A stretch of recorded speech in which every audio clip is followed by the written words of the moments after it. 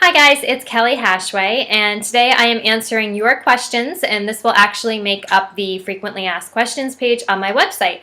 I'm going to actually divide this into two videos so that neither one ends up being too long. So let's dive right into question number one. I know you're a Rick Riordan fan, but which other author or authors inspire you? Becca Fitzpatrick is my favorite young adult author. Her Hush Hush series just grabbed me from page one, and I went out and bought every single book in the series and waited not so patiently until the final book came out. I absolutely love Patch and Nora. I think their dynamic is amazing, and it's just so well supported by a great plot. So just everything about her writing is just exactly what I'm looking for in a YA read. Next question is, Kelly, you've written quite a few books. How do you manage your timelines for writing each novel? I fully admit that I cannot write two books at once. I would love to be able to do that. I am so impressed by people who can. I, however, cannot. So I focus on one book at a time, and I, of course, always get ideas for other books while I'm drafting. And I have to keep a file in my email, a little folder that is new ideas, and I jot those down very quickly and get back to my characters who are usually screaming at me the second I step away from the page. So I get right back to that book and finish writing until I'm finished. At that point, I can go and check that folder of new ideas and figure out which one I'm going to tackle next. Next question is, do you set certain goals for your word count each day, and do you always meet those goals? I don't have a specific word count that I try to get each day, even though I typically have 5.5 hours to write during the week while my daughter's at school. It doesn't mean that I actually get to be in front of my computer for those 5.5 hours each day. So what I do is I look at my to-do list and everything that needs to get accomplished during that time, and I figure out how much of that time I actually have to write. I know I can write about 2,000 words an hour, so I take how many realistic hours I have to dedicate to drafting, and I multiply that by 2,000, and that's how I come up with my word count goal for the day. I usually do meet my word count goals. Sometimes I even surpass them, which makes me really excited. But there have been times that life just kind of intervenes and something happens and I just can't make it. I usually try to make up for it the next day, though, because I'm a little crazy like that. My next question is, when do you know a book is finished, polished, and ready to submit?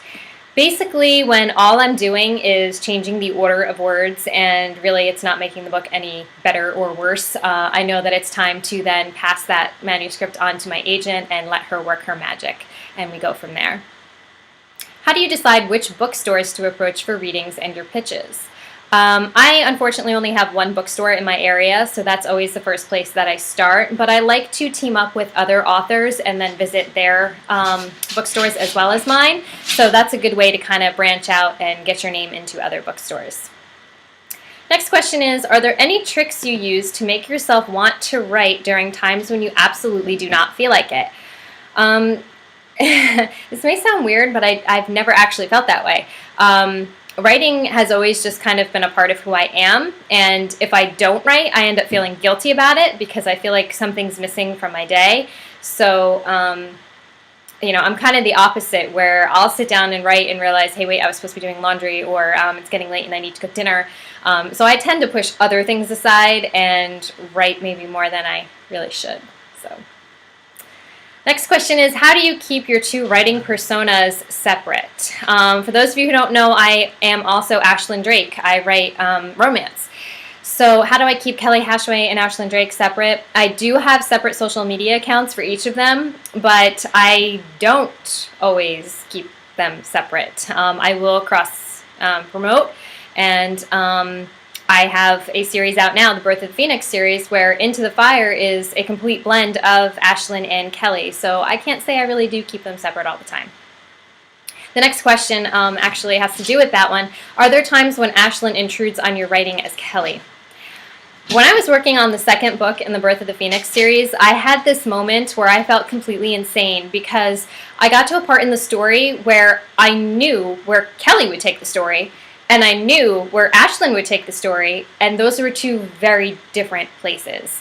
So I actually sat there and had to kind of battle it out and see who was going to win, Kelly or Ashlyn. And I'm not going to tell you who won in the end. But just so you know, yes, it does happen, especially with that series, because it is such a complete blend of my two personas. So yeah, Kelly and Ashlyn butt heads on occasion, and it makes me feel a little crazy.